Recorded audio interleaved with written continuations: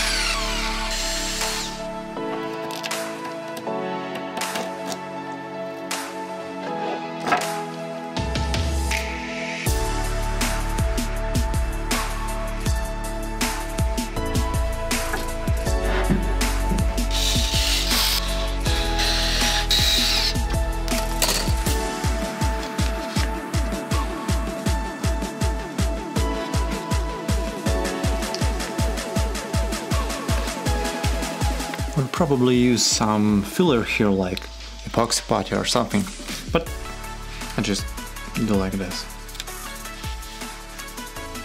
I can do it later anyway.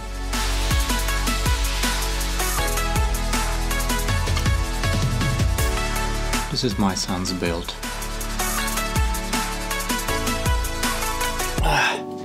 Okay, I made this kind of tube here to able to grip just anything there. Lights, microphones, maybe a camera. Not this heavy camera, but still the light one. All I need to do is just grip some kind of bracket. It's real nice. Like that. Take a light, grip it like that, hold it like that, yeah, and it's done.